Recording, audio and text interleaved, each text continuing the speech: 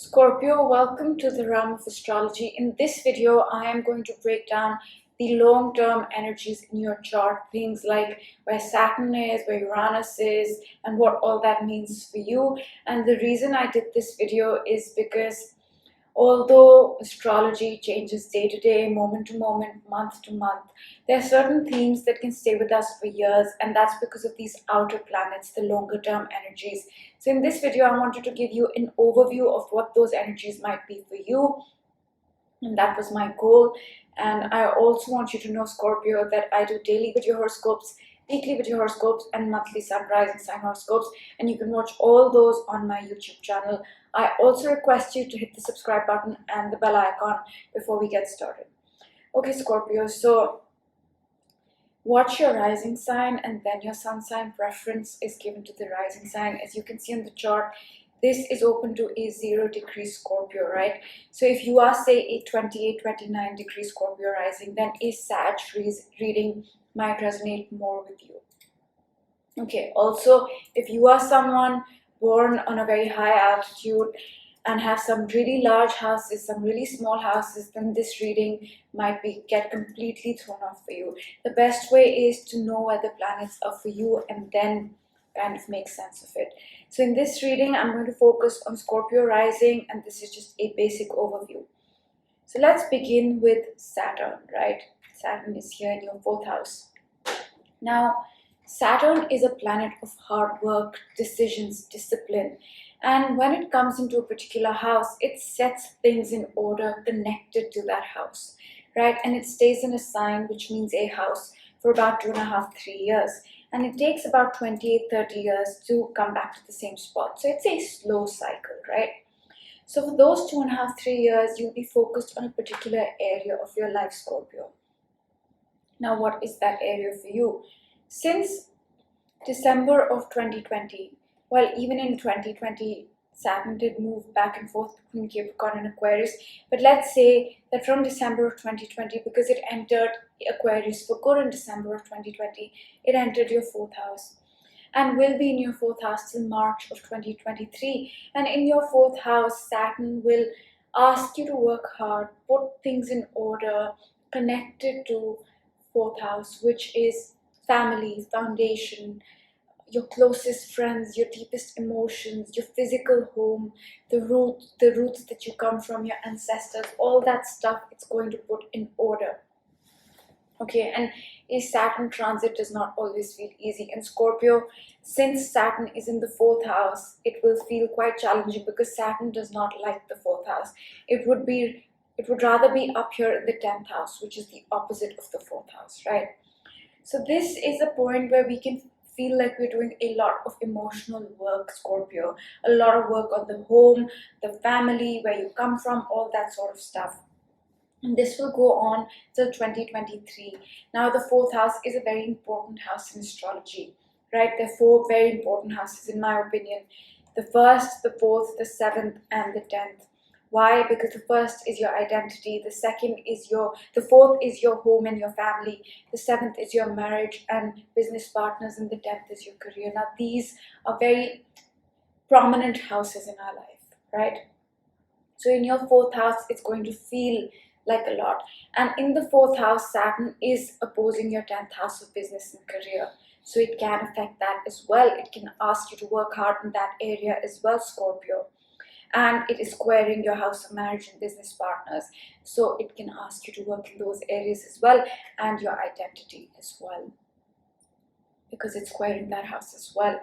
And if we think about it logically, oftentimes, changes at home accompany changes in work or marriage or your identity. They're kind of interlinked, all these 4 corners, right? All these 4 points.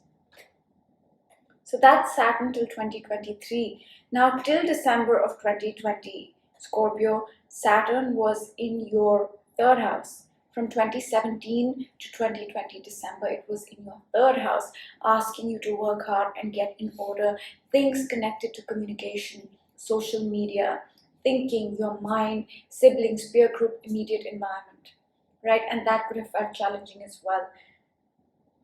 So that was the energy. Now, coming back to 2020, and current energy. Saturn has been making certain aspects, and there were certain conjunctions that began new cycles connected to Saturn. So let me talk about what those were. Now, the first thing that I will talk about is the Saturn-Jupiter conjunction. They meet up once in 20 years, right? And when they meet up, they begin a 20-year cycle. So in December of 2020, they began a 20-year cycle, and they met up at 0 degrees of Aquarius. So check where 0 degrees of Aquarius lies for you, and that's where the beginning happened, that house. But on this chart, it's technically the 4th house, so I'm going to speak about that. And in your 4th house, Scorpio, there was a new beginning in December connected to your family, friends, closest friends, foundations, deepest emotions, your roots, where you come from, even a physical home perhaps, right? There was a new beginning. And in the next 2 years, you'll lay the foundation for that beginning. Now, if you're closer to the end degrees of Scorpio, say, then this new beginning might have fallen in another house. So think about your 3rd house, think about your 4th house, right? But for this reading, I'm going to mention the 4th house. So that's the first important beginning that happened, which will stay with us for 20 years, and we will build that foundation for the next 2 years. And I've told you where that beginning was for you, Scorpio, right? The next important thing that I want to talk about is the Saturn-Pluto conjunctions. These planets met up after 38 years, so a long time. And we will be in this new cycle, which started in Jan of 2020 till 2053. So a long time. And this happened at 22 degrees of Capricorn. So look at, and that is your 3rd house technically, but look at 22 degrees of Capricorn and where that lies for you. So in Jan of 2020, Saturn and Pluto met up at 22 degrees and started a new cycle. And this cycle for you was in your 3rd house of communication, social media, thinking, your mind, the logical mind, immediate environment, siblings, peer group, right? So there was a change in that area for you. Now again, this could be your 2nd or 3rd house. Look at 22 degrees where that lies, and that'll give you the answer. The last thing that I'll speak about Saturn is the Saturn-Uranus square, right? 90-degree angle. And this energy we're feeling after 21 years. So a long time again. And this energy will be very intensely felt in 2021 and even in 2022, but more intensely in 2021. And this energy is asking us to embrace the new. Get rid of old structures, old things, anything that does not serve us anymore, and embrace the new. It's also asking us to embrace our authentic, unique self. Now for you, Scorpio, 2 very prominent houses are being highlighted between this tug of war between the old and the new. And the first is your home, your family, your foundation, your roots, where you come from, your ancestors, perhaps a physical home as well. And the second is your 7th house, which is marriage, which is your legal relationships, including your business partners. So this is what is being highlighted for you, Scorpio, with this energy. So that's Saturn for you, right? Saturn, where it's been, what it's doing, and what it will be doing till 2023. Now, the second thing I want to talk about is Uranus. Now, Uranus is a 7-year. It spends about 7 years in a house. So that's a long time. You can be working on the same thing in a very subtle way for about 7 years. And it takes 84 years to come back to the same spot, right? So it's a very slow moving energy. And Uranus will be in your 7th house till 2026, I believe. And in your 7th house, okay, before that, what does Uranus want? It wants us to be our authentic self. And for that reason, it will get rid of things or bring things into our life, and that too quite unexpectedly and suddenly, that will help us connect with our authentic self, right? So in your 7th house, Scorpio, through marriage, through legal relationships, including business partners, it will help you come into your own, find your authentic self. For example, if there's a business partnership that's not suited for you, and that's preventing you from finding your authentic self, Uranus will get rid of it. And if there is a marriage partner, say, for example, these are just examples, that will help you find your authentic self, then Uranus will bring that person into your life. So that's the Uranian energy you're dealing with. So we've covered Uranus, right? And now I'm going to move on to the next planet. And for you, let's talk about Pluto, right? Sorry, give me a moment. Now, Pluto is an extremely slow moving energy. It has been in the sign of Capricorn since 2008. So it's going to spend a good 15-16 years in your third house, one area of your life. And it takes about 248 years to come back to the same spot. So it's a very rare transit when Pluto conjuncts a planet or squares it or goes through a house. It's a once in a lifetime thing, or once in many lifetimes even. And in your third house, what does Pluto want? Pluto is the planet of transformation. Total transformation is what Pluto wants. And for that, it destroys, it destructs, it ends, but it also begins, it also heals, it's also catharsis. And Pluto is subconscious, it's subtle, it's slow, it works in the background. And for you, that transformation is happening in your third house of your mind. So that can feel like a lot, right? Your mind, your communication, social media, business partner, not business partner, social media, peer group, siblings. All these things, Pluto has slowly been transforming that for you. It could just be a subtle change in your logical mind, in your thinking process, and Pluto feels difficult, it feels challenging, it can feel very heavy. Because that's Pluto energy, right? So that's been happening since 2008 for you in your third house, Scorpio, and will continue for another 2-3 years till Pluto changes signs. And for you, when Pluto changes signs, it will cross your eyes, see the bottommost spot in your chart, which is the core of you. So it will change that in a profound way. And that core is opposing your career, squaring your marriage, business partnerships, and squaring you. So this moment here, when it crosses the bottommost point in your chart, will be critical, will be crucial, will be transformative. So that's Pluto. Now I will talk about the next planet, which I think should be Neptune. So let's talk about Neptune. Now Neptune has been in the sign of Pisces, which means your fifth house since 2011. And will be here for some more time. So it's a slow moving energy as well. And Neptune can manifest in two very distinct ways, Scorpio. One is it can be the most magical, spiritual feeling in the world. And the other is it can bring about confusion. It can bring about depression, addiction, drugs, delusions, all those sort of things. So in your fifth house, it can manifest in either way. Fifth house is children, creativity, hobbies, fun, pleasure, all those things. So it can really make those experiences in your life connected to the fifth house that I just mentioned very magical and spiritual. Perhaps through creativity, you're connecting to spirituality. Perhaps through your children, you've found some sort of spirituality, right? That's one manifestation. Or through your children, you're feeling very magical. Or it can cause confusion in these areas. It can cause you to think, have some sort of confusion connected to something perhaps you're creating. Or any other fifth house matters, which are children, creativity, fun, pleasure, hobbies. It can cause confusion in those areas. And it has been on since 2011 and will be for a few more years.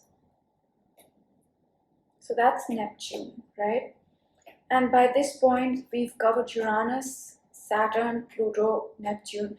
So let's talk about Jupiter. Now, Jupiter spends about 1 year in a sign, right? And which means 1 year in a house. And it takes about 12 years to hit the same spot again.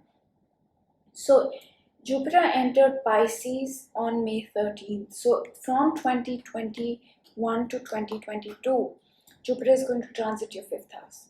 Yes, it will retrograde back now because I'm filming this on 27 July. It will retrograde back into your fourth house for a bit, but let's talk broader themes. In the next 1 year, it will transit your fifth house. And what does that mean? Jupiter is blessings, it's gifts, it's rewards, it's healing, but it's also lessons. Jupiter brings with it lessons as well. In your fifth house, all that blessing, that healing, those gifts, those lessons will be connected to children, creativity, pleasure, hobbies, fun, all those things. So that's Jupiter in the fifth house. And from 2022 to 2023 in Aries, it is going to transit your sixth house, giving you blessings, gifts, rewards, and lessons connected to your health, job, diet, nutrition, lifestyle, day-to-day habits. So that's Jupiter covered till 2023.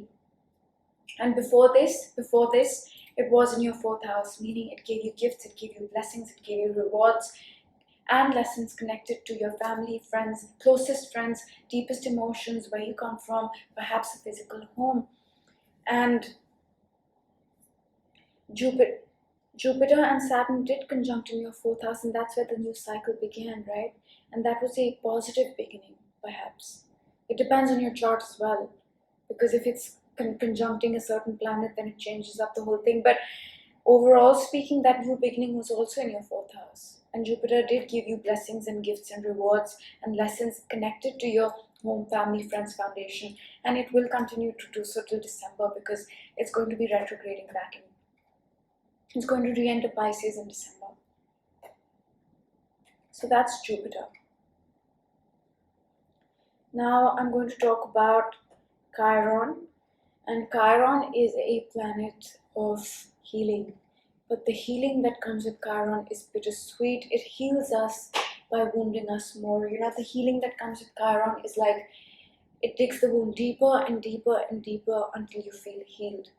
So it's bittersweet, and often the healing process feels like one is being wounded. That's Chiron. But in the end, when it's over, it feels like, yeah, I'm healed. And Chiron is in your 6th house, meaning that active process of healing and wounding is taking place connected to your job, your health, day-to-day routine, habits, nutrition, lifestyle, all that stuff. And it will be here for some more time, for a few more years. So that's Chiron as well. And now I'm going to speak about the nodes, and then we'll close it out, right? Because the goal is to just give you a brief overview on what the energies might be for you, Scorpio. The south node is in Sag, and north node is in Gemini, and the nodes are karmic. They have an 18.5-year cycle, right? They hit the same spot in about 18.5 years. So it's a long cycle, and it's karmic. So the nodes were in Sag and Gemini between 2001 and 2003. So you can think of certain themes and similar events that might have come up in 2001, 2003 that are coming back now. And what do the nodes do? Let's talk about the South Node. The South Node is a karmic cleanup of sort. It cleans up karma. You know, whatever is done with it, cleans it up. In your 2nd house, it's doing that connected to money, material possessions, finances, skills, self-worth, and values. So it's karmically cleaning that area of your life up. And the North Node is activating the 8th house. And the 8th house is a lot of things: intimate relationships, investments, hidden things, occult things. It's also the house of death and rebirth and transformation and healing and regeneration. So it's activating karmic stuff connected to that area. And it has been doing so since May of 2020. And now if you can think of certain events that are similar between 2001 and 2003 that are coming back into your life now, it's because of the nodes, right? And the nodes will continue to do this till 2022 in your 2nd and 8th house. And after that, they move into your sign, Scorpio. The South Node will enter your sign, and the North Node will enter the sign of Taurus, which means your 1st and 7th house. And then the karmic cleanup will be connected to your identity, who you are, for the next 18 months starting in 2022. And the North Node will activate things connected to your marriage, legal relationships, your spouse, business partners, legal issues. That's going to be activated. And I think it's between 2004, 2006, around then, or 2003, 2005, something around those timelines. Those themes might come back from then, when the nodes enter Scorpio and Taurus. So that's the nodes.